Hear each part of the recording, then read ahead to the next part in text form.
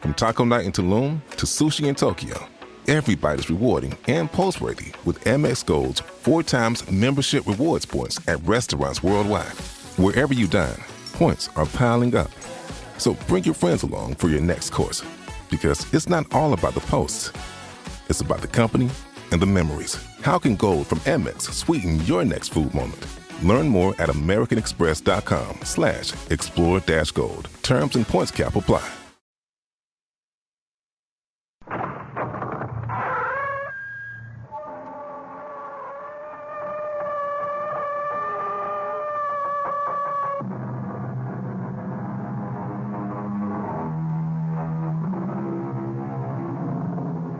Come in. Welcome. I am E.G. Marshall. Welcome to the sound of suspense. The voices of victims. The fear you can hear. For the next 52 minutes, we're going to take you into the world of mystery and murder, but mostly into the world of terrifying imagination. The story you're about to hear might be called a morality play. It's a story which has a question you can ask yourself.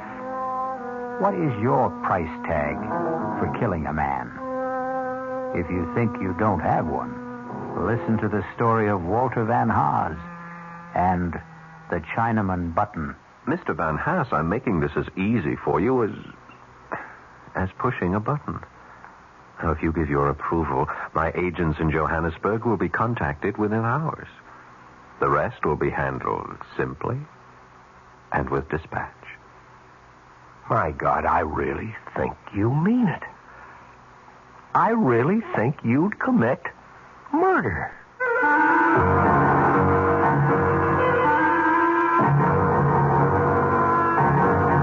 Our mystery drama, The Chinaman Button, was written especially for the Radio Mystery Theater by Henry Slessor and stars Paul Hecht. It is sponsored in part by the Kellogg Company, makers of Kellogg's Special K cereal. I'll be back shortly with Act One.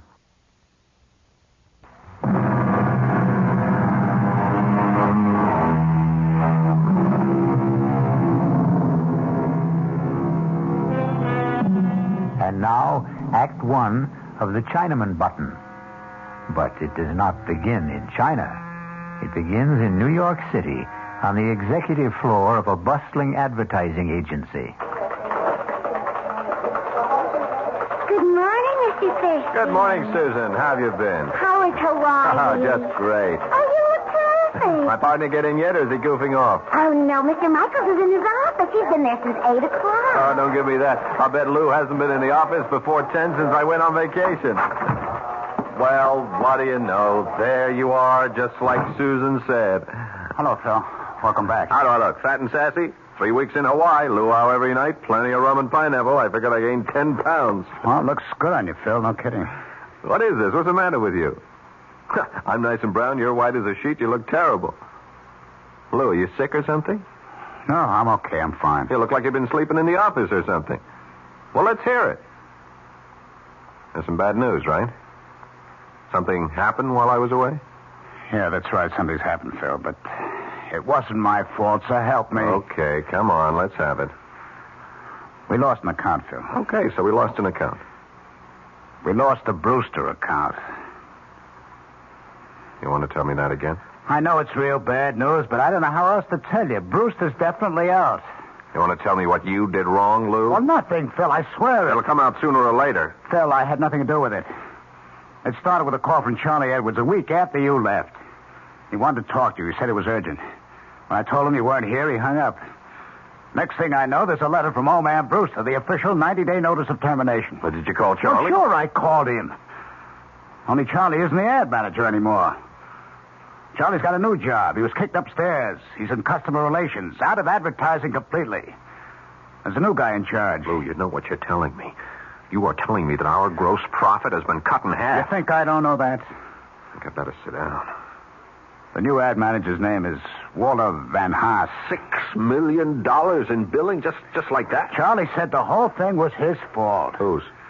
Walter Van Haas, the new ad manager. Charlie says he started the whole thing, but I never got the full story. Charlie's been too busy in his new job to talk to me. Give me that phone. Yeah, sure, Phil. Charlie is not going to be too busy to talk to me. I haven't been kicking back $10,000 a year to Charlie for him not to talk to me.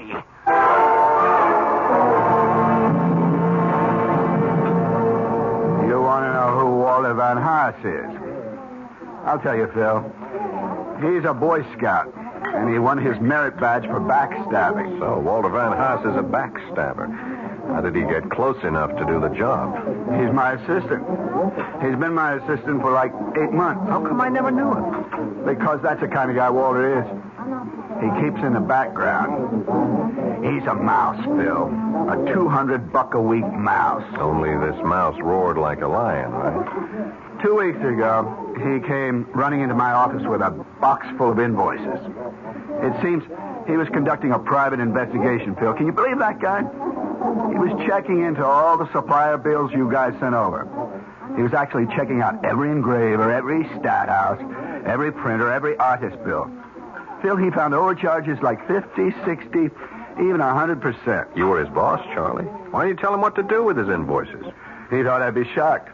He wanted us both to go to old man Brewster and expose your agency. That's when I did the only sensible thing. And what was that? I offered him part of my take, a third of it.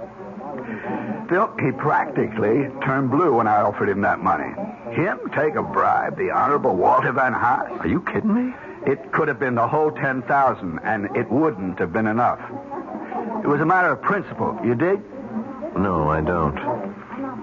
He didn't tell Brewster about my offer.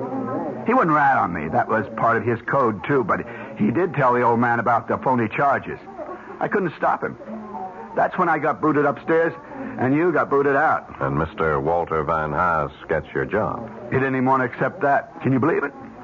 Old man had to twist his arm to get him to accept it. And a $50-a-week raise. What is this guy, some kind of a fanatic? I don't know how to describe Walter. He's so square. He's so honest.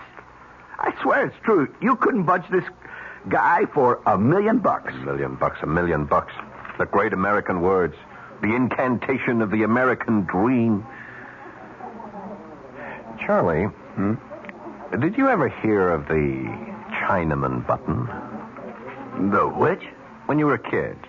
Didn't anybody ever ask you about it? It's kind of a puzzle. I guess you could call it a moral dilemma. No, I never heard of it. What's a Chinaman button? It goes like this. Now, suppose you were told that by simply pressing a button, you could kill the Chinaman. Thousands of miles away.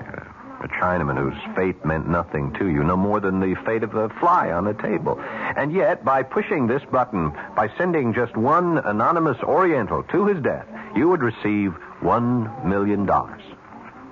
Tax-free. What would you do, Charlie? I don't know. Press the button, I guess. Sure, that's right. You'd press the button. I'd press the button. Even Walter Van What's-His-Face would press the button. No, not him. Not that guy. Oh, yeah, sure he would, Charlie. No, I really don't think so, Phil. Walter would think about it and begin wondering if that Chinaman might not have a wife and kids. Walter does. He's got 5 kids, as a matter of fact. You're wrong, Charlie. Everybody's the same when it comes to money. It's the great leveler. No, I really mean it. Walter wouldn't push that button for $10 million. That's the kind of guy he is. And that's why you don't have the Brewster account anymore. He pushed that button just like anybody else. Okay. What's the difference? There isn't any Chinaman button. So what's the difference? That's right. There isn't any Chinaman button. Or is there?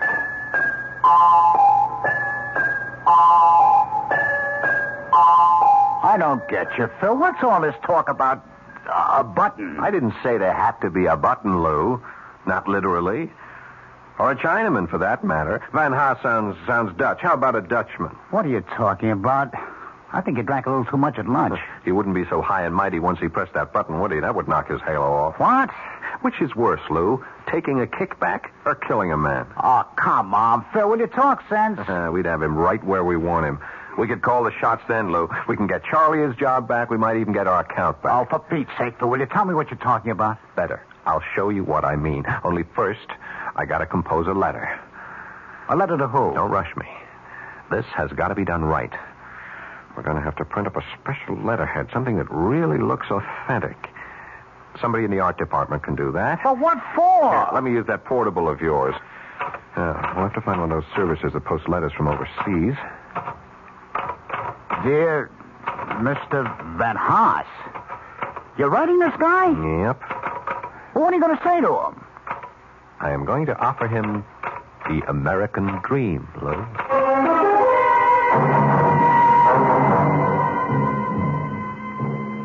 Millie? Oh, Walter, I didn't know you were home. I got here about 10 minutes ago. I was looking through the mail. How are you? Oh, all right. Tired as usual. Isn't it kind of chilly to be out here? Oh, I just had to get out of the house. Kids have been impossible all day. You know how hard it rained this morning. Yes, I know. Honey, did you see the letter? The one from South Africa? Oh, yeah, sure, I noticed it. Say the stance, will you? Peter wants Yeah, them. Millie, do you know what the letter's about? No, can't imagine. Oh, you don't know anyone in South Africa, do you? Of course not. But somebody there knows me. It's from some law firm. Look at the letterhead. Uh-huh. Dries Sertog and Beerenbroek? What a name. It's Dutch, I guess. Dries Hartog and Berenbroek. 200 Commissioner Street, Johannesburg, South Africa. Read it, huh? Well, it says, Dear Mr. Van Haas, our firm is collecting data for record-keeping purposes concerning the surviving family of one of our clients. Would you be so good as to confirm the following facts? Your name, Walter Van Haas. I can confirm that, all right. Well, go on. Read the rest. Your father's name, Benjamin Van Haas. Right again. Your mother's name, Sylvia Reach. I didn't know your mother's name was Sylvia. She always hated the name. That's why she called herself Sally. Anyway, now let's see. Paternal grandparents, Jan Van Haas, Elsa Voort. If the foregoing facts are not correct, would you kindly advise us by return mail? Well, I just saved some postage anyway. Is that all it says? Now, just one more sentence. If these facts are correct, there is no need for further communication. Thank you for your attention to this matter. Yours faithfully, L. something or other. I can't make out the signature. For heaven's sakes, Walter, what do you suppose it means? Haven't the faintest idea. Maybe I've got a rich uncle in South Africa. Maybe he owns one of those diamond or gold mines. If only. Tell him to send us a couple of diamonds fast. Maybe we could start looking for a new house. If I don't get out of this cheese box soon, I'll just go out of my mind. I'll settle for a couple of gold nuggets. We can melt them down and use them to fill Elsa's teeth. That ought to cut down that dental bill. Look, why don't you write to those people in South Africa and ask them what it's all about? Well, you heard what the man wrote. If these facts are correct, there is no need for further communication.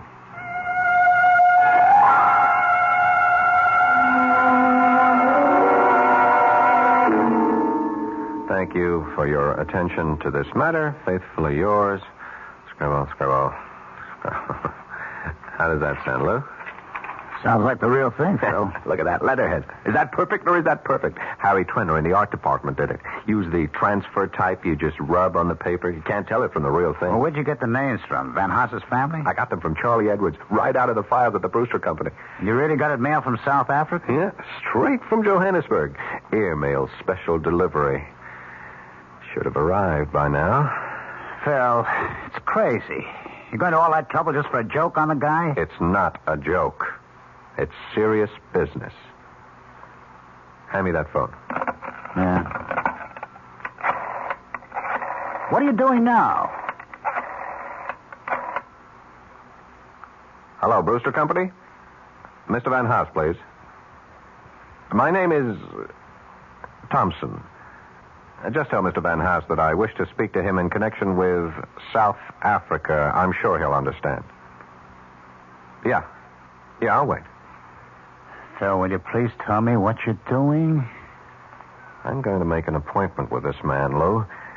I'm going to make a deal with him. For the Chinaman button.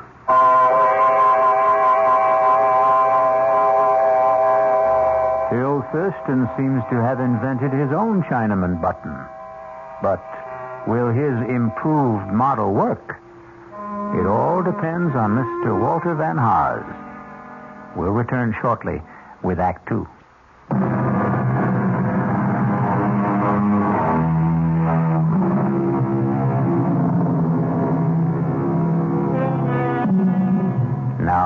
go back to Phil Thurston.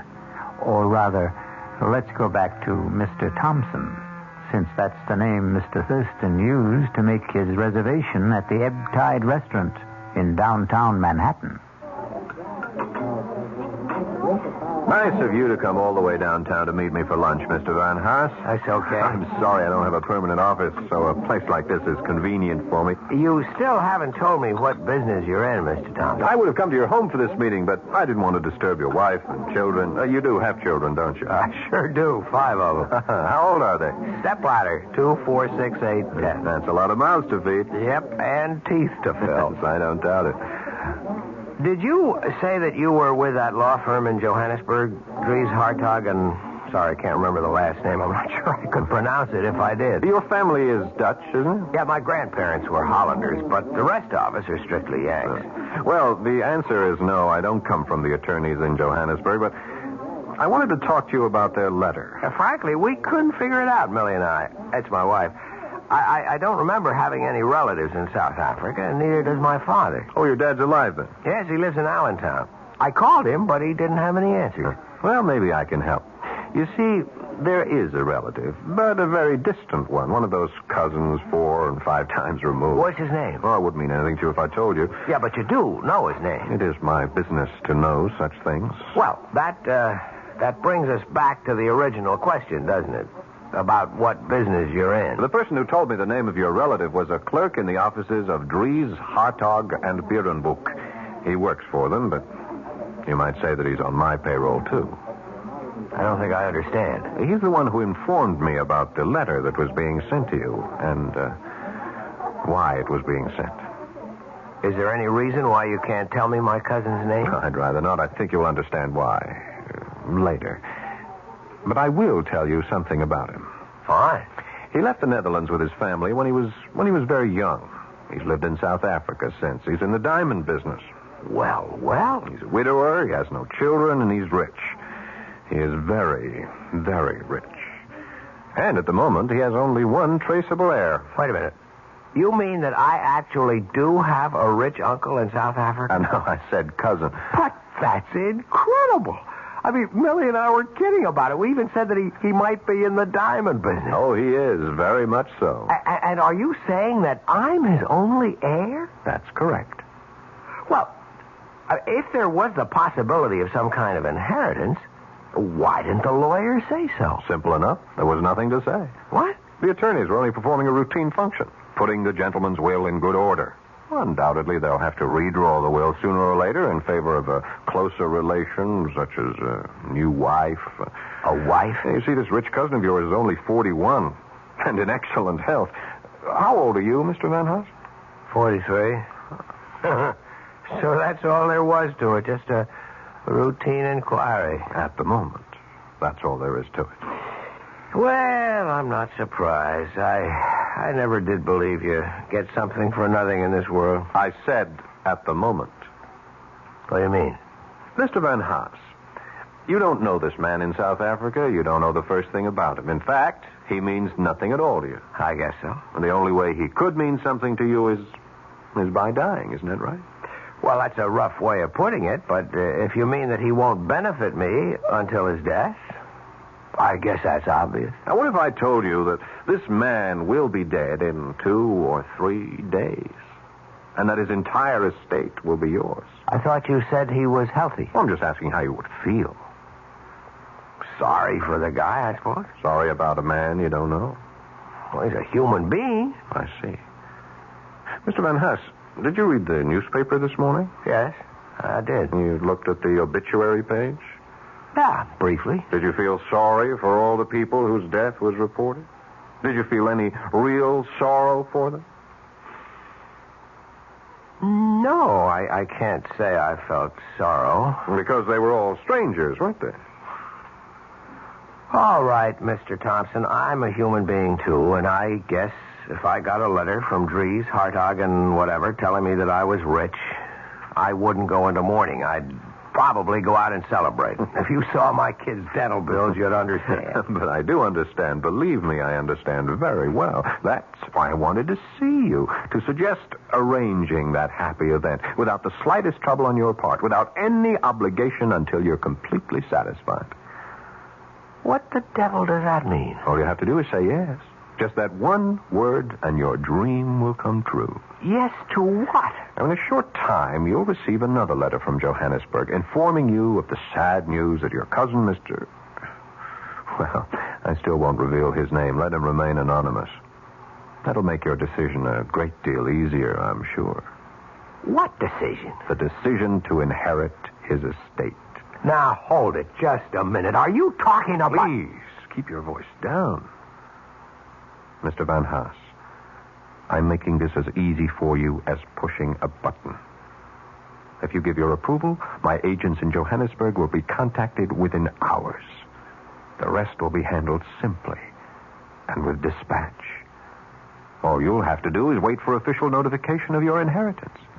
When the money arrives, of course, I'll expect payment in the amount of 50% of the total. By our calculations, I'd say that total should be just about $1 million US. Good Lord, I really think that... I think you mean it. I think you really do. I know you have scruples, Mr. Van Haas, but I also think you have common sense. Listen, Mr. Thompson, if that's your name... Yes, of course, you're quite right. It isn't. But it's the name you'll use to get in touch with me. I'm not getting in touch with you because I can give you your answer right now. It is no. Oh, don't be so hasty. I never heard such a filthy proposition in my entire life. Look, if the percentage is a problem, we can discuss it. Our organization has been known to be flexible about such Money things. has nothing to do with it. We could base our agreement on a sliding scale. That is, we would take 50% of any inherited amount up to and including $1 million. Anything after that, our percentage would be 40%. Does that sound more attractive? You talk about it like it was some kind of a simple business deal. But it is. Especially simple for you. A very clean, very uncomplicated deal. You do nothing at all, Mr. Van Haas. Can I make you understand that? You won't be connected to your cousin's death in any way. In fact, our agents are so expert at what they do, it's almost certainly going to be called an accident. Believe me, we've never had the slightest bit of trouble in the past. You heard my answer, Mr. Thompson. Now, if you'll excuse me... You haven't had your lunch yet. My appetite is gone. Van Haas. What? I'm sorry. Perhaps I put the whole thing to you too bluntly. I shouldn't have expected a man like yourself to agree immediately. Or ever. All right. Maybe you'll never agree. But at least give yourself some time to think it over. I don't need any time. Just 12 hours.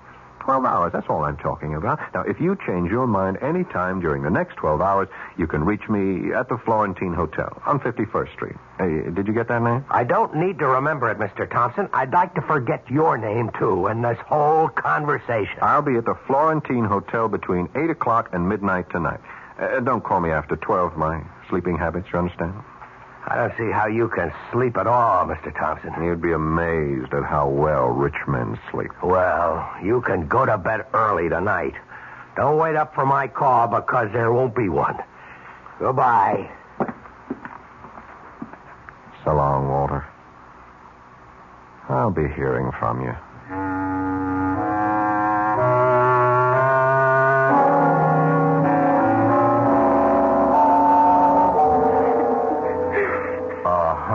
Honey, cut it out. Stop it. No. Tell me what the matter is. It's nothing. It's nothing. It's got to be something, Millie. Are the kids okay? Yes, they're all right. Pretty quiet in the playroom.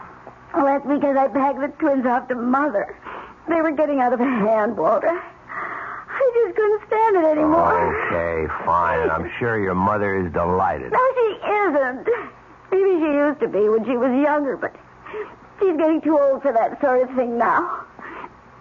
Maybe I'm getting too old, too. Come on, what are you talking about? I'm 41 years old, Walter.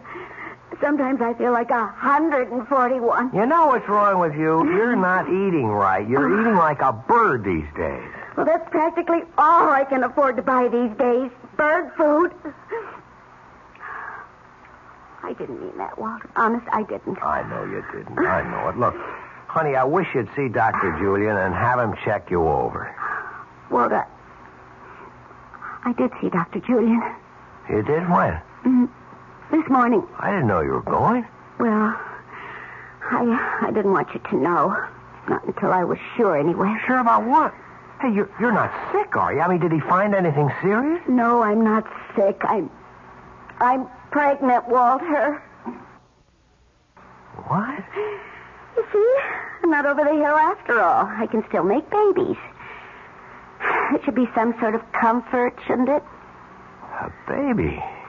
Dr. Julian shook his finger at me and said he was going to call you sometime and give you a lecture on the population explosion.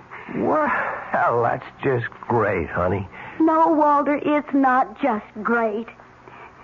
Oh, honey, don't pretend to be happy about it. I just can't be. Well, it's not the end of the world. Oh, that's right. It's a beginning, isn't it? That's what Mother said when I told her. She's always said that, even with the first one, with Peter. 10 years ago, almost 11. Walter, do you realize we've been married almost 13 years? I know, Melly, and I know they haven't always been easy years. Why is everything always beginning? When does the middle of everything start for us? Is our life just going to go from beginning to end without anything worthwhile in the middle? Oh, no! What was that? I asked Elsa to wash the dishes and put them away. I'd better get in there before they're all broken. Melly, we have to talk. After dinner, all right? I haven't even started it yet. I'm sorry. It's all right. I've got some work to do anyway. Or some thinking anyway.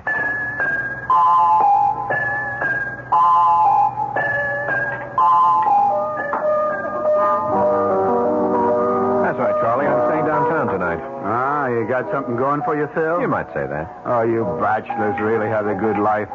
Where does she live? Pat around here? Actually, I took a hotel room for a couple of days at the Florentine. She wouldn't have a friend, would she? Well, I could call Louise and tell her I have to work tonight. Now, forget it. She'll never buy that. My wife's got a built-in lie detector. Don't eat your heart out, Charlie. This is strictly a business proposition. Yeah, I know your business propositions, Phil. Monkey business. You're trying to get a new client for the agency, right? Something like that. How do you think it looks? Will you get the deal? Charlie, I'm almost dead sure of it.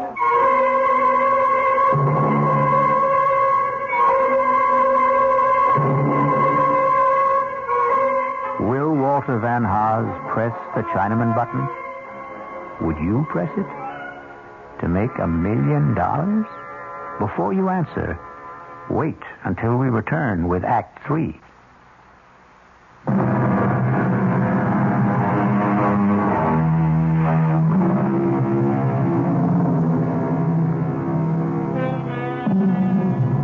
Now let's pay a visit to the Florentine Hotel. It's a posh little hotel with all the conveniences. And in room 610, there's a gentleman registered under the name of Thompson.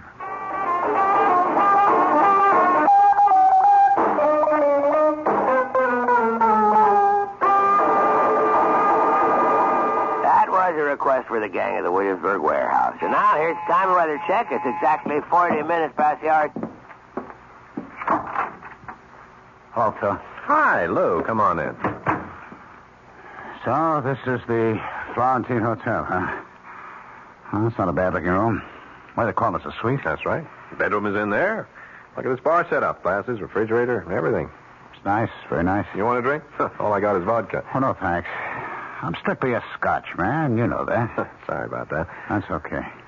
I'm not staying long. I'll just leave the layouts and the reports for you to look over. We can talk about them in the morning at the shop. Relax, Lou. Your wife knows you're working late tonight, doesn't she? Yeah, she knows. Well, sit down. Take it easy. Look, I got some orange juice. I can make you a screwdriver. No, thanks, Phil. Guess I have to drink alone, then. Well, aren't you going to ask me about your friend, Van Haas? What about him? I told you I was going to see him today, or rather that Mr. Thompson was going to see him. Did you? That's right. I saw him for lunch and told him the whole story about how easy it was for him to become a millionaire just by pushing the Chinaman button. Or maybe I should have called it the Dutchman button. Did he believe it, Phil? All the way. But did he go for it? I mean, about having the guy in South Africa killed. No, he wouldn't go along. So Charlie was right. He said no because he was scared. He was afraid that he was getting into something too deep for him. Well, maybe that wasn't it, Phil. Maybe he is the kind of guy Charlie says he is. Maybe he was that kind of guy, Lou. And that was before he ever got really tempted. A lot of people are honest because they never had anything worth being dishonest about. Am I right? You don't think much of people, do you? I think people are people, that's all. Open your eyes, Lou. Look at what's happening all around you. Everybody's on the grab. You don't know that by now. You've been living in a cave all your life. All right. I don't want to argue with you. Everybody's corruptible, Lou. Everybody. High and low. Yeah, it sure looks like it these days. These days, old days, any days. We're just hearing more about it now. That's the only difference. But there are limits, Phil. I mean, like what you offered Van Haas.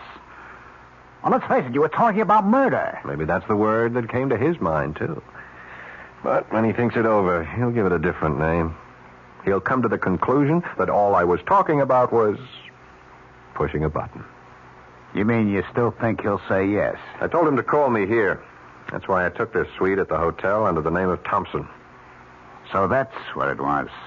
And I figured, I don't know, that you had some chick you didn't want to know your right name. I told Van Haas to call me here any time before midnight, in case he changed his mind. Before midnight? It's almost 11 o'clock now. That's right. Well, why did you give him a deadline? Because he needs one. We all need one, or we postpone things forever. Phil, I don't think he'll call. Why not? I think the guy's already made up his mind. Oh, no, he hasn't. He's watching the clock right now, just as we are.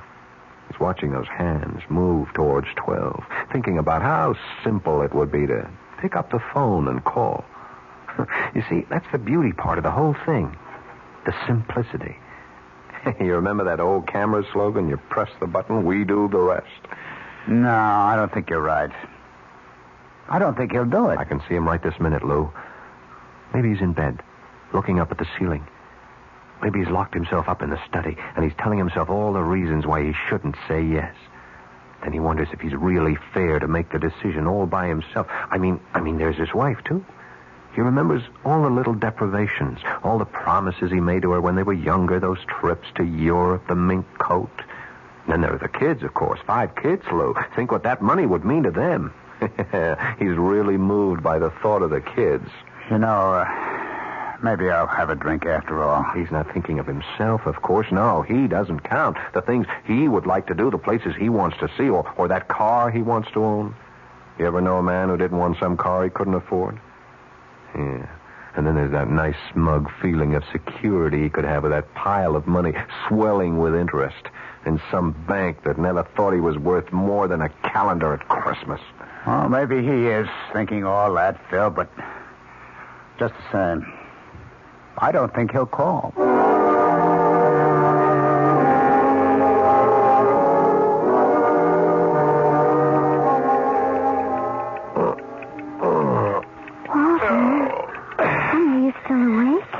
Yep. Do you feel all right? Yeah, I'm okay. You're not still thinking about it, are you? About what? About, the baby. Oh, no, Millie. I wasn't thinking about the baby. Get back to sleep, honey. But, I'm less than 2 months gone, honey. If you're really upset about... Stop that kind of talk. Well, I just thought... Well, there are alternatives. I'm sick of hearing about that alternative. I heard about it the last time you were pregnant, remember? Sorry. I know you're worried about money. I know all the debts we have. We'll get along. Honey, you're not angry with me. No, I'm not angry. I'm just restless. I've got business worries. Can't turn my mind off. Why don't you read a while? The light will keep you awake.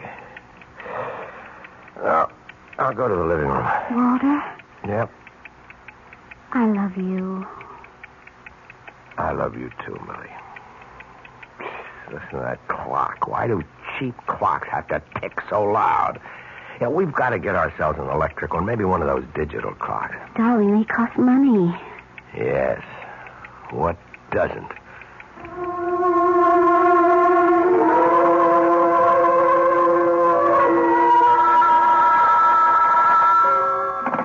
Hello? Oh, yeah, I ordered the scotch. Oh, you can, huh? All right, thanks. Sorry, Lou. Room service can't deliver from the bar after 11:30. That's okay, Phil. I don't really want to drink anyway. I'm almost out of liquor myself. You're almost out of time, too. 11:45. See, I just can't believe it. I can't believe that guy could be that stupid. Is that what you call it? Of course. I mean, who wouldn't jump at a chance like this? Lou, I'm making it so easy for him, so painless. Easier than scratching along on a paycheck shot through with deductions. Easier than bowing and scraping every day of your life to people whose guts he hates. You know old man Brewster. Can you imagine having to be nice to that guy every day? We did it. Yes. That's why I know. Ah, Phil. I think you're taking this joke much too much to heart. You're letting it mean too much to you. There's still time left for him to call. But he won't. And he's probably getting panicky right now. What about you, Phil? He sees the whole thing slipping away from him. He's telling himself how dumb he is. He's telling himself that the Chinaman doesn't mean a thing to Dutchman. him. He's telling himself that he's got a bigger duty, a greater responsibility to his wife, to his kids, even to himself. When you forget it, it's over. No concern of his what happens 7,000 miles away. He doesn't have to dirty his hands. All he has to do is call. You're lost, Phil. Why don't you admit it?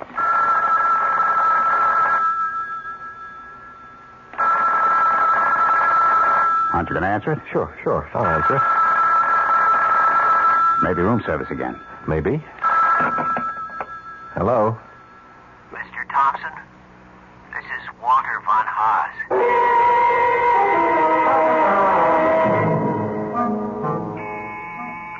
Okay. I'm coming. Who is it? Room service? Ah, breakfast. Come on in. I'm starving. Yes, sir. Are you sure those scrambled eggs are hot? They tasted like rubber yesterday morning. They should be all right, sir. Yeah, well, you tell the chef he'll hear from me if they aren't. Yes, sir. Will you sign right here, sir? Okay. There we are. Thank you. I'll be back later for the table. Half an hour, that's all I need. Yes, sir. Guess my shower's going to have to wait. Oh, now what? Hello. Phil, it's Lou. Oh, hi, what's up? How come you're still at the hotel? I thought you were just going to stay there 1 or 2 days. It's the 3rd day now. I like it here. They stay until the end of the week. Besides, I saw some great-looking chicks at the bar downstairs. Well, what's happening? Nothing. I was just wondering if you knew anything about, Van Haas. Walter Van Haas? He's just waiting for the mailman, Lou. Waiting to hear the good news from South Africa. I spoke to Charlie Edwards. He says Van Haas called in sick yesterday. Yeah, I'll bet he was sick. I'll bet he was home planning on ways to spend all that money he thinks he's going to get. $1 million. No, 500 grand. Are you coming into the office soon, Phil? Sure, I'll be there just as soon as I finish breakfast and grab a shower. I'll see you later then. All right. I'll bet those eggs are cold for sure. Oh, for Pete's sake, it's a conspiracy. Hello, Mr. Thompson. Well, what are you doing here? May I come in? I told you not to get in touch with me, Van Haas.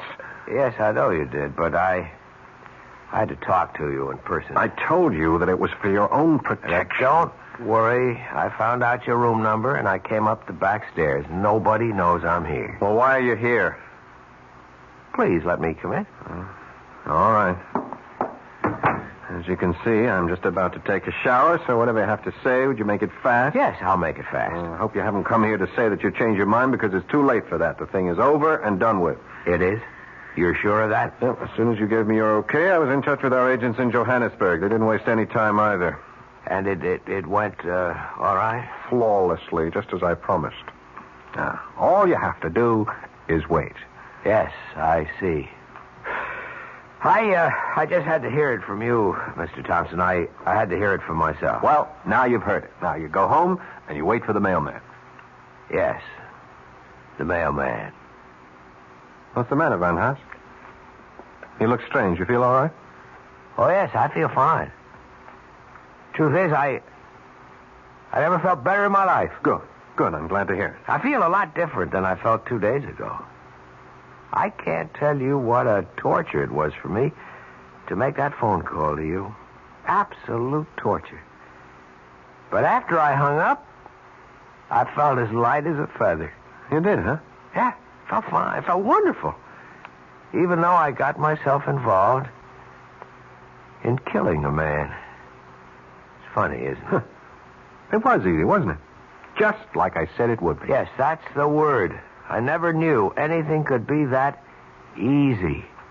Changed me, Mr. Thompson. I saw how stupid I'd been all my life, how stupid most of us are, to waste the one life we're given.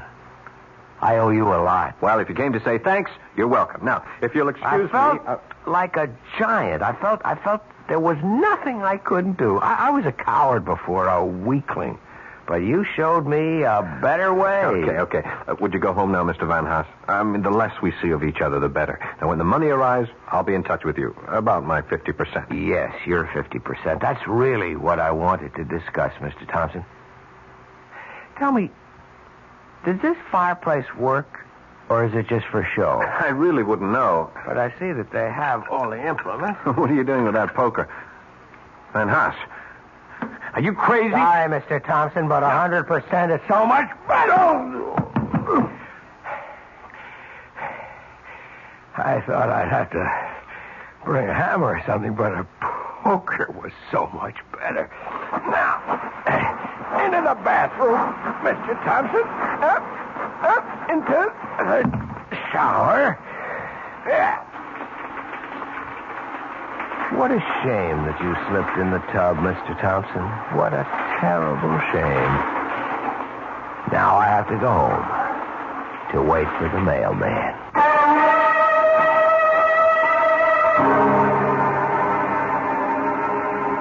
There's an old saying. If you're going to dig a grave for a man, make sure you dig two. I'll return shortly.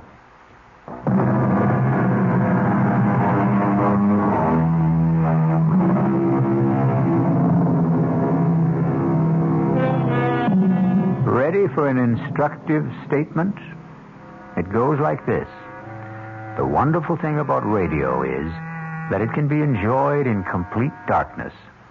And isn't darkness the natural medium for mystery? Our cast included Paul Hecht, Ralph Bell, Mason Adams, Evie Juster, and Will Hare. The entire production was under the direction of Hyman Brown. Now, a preview of our next tale. You know the saying, if you can't lick 'em, join 'em? Come on. I decided to join you, Jason, to do business your way. I want a certified check for $50,000. When I've finished, I want another 50. And you know me well enough to realize that I'm not going to give you $50,000 just because you asked for it. Not even to save your life? Are you trying to blackmail me, Harry? I'm trying to do you a favor. Your life should be worth at least $100,000. Before I agree, answer one question. Do you know who's going to kill me? I do. Who? Me. Radio Mystery Theater was sponsored in part by Anheuser-Busch Incorporated, brewers of Budweiser. This is E.G. Marshall inviting you to return to our Mystery Theater for another adventure in the macabre. Until next time, pleasant dreams.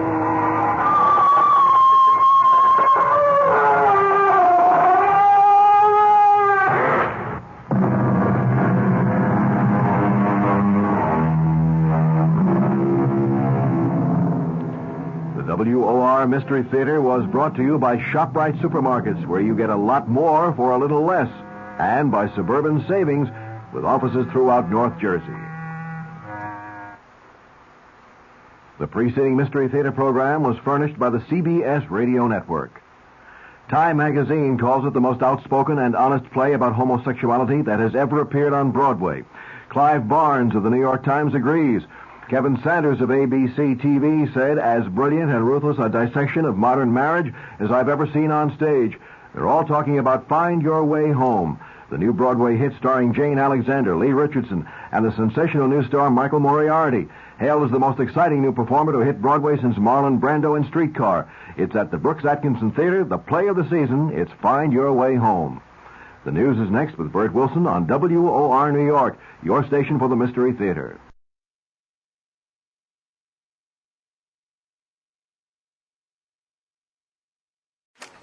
From taco night in Tulum to sushi in Tokyo, every bite is rewarding and post-worthy with Amex Gold's 4 times membership rewards points at restaurants worldwide. Wherever you dine, points are piling up. So bring your friends along for your next course, because it's not all about the posts. It's about the company and the memories. How can gold from Amex sweeten your next food moment? Learn more at americanexpress.com/explore-gold. Terms and points cap apply.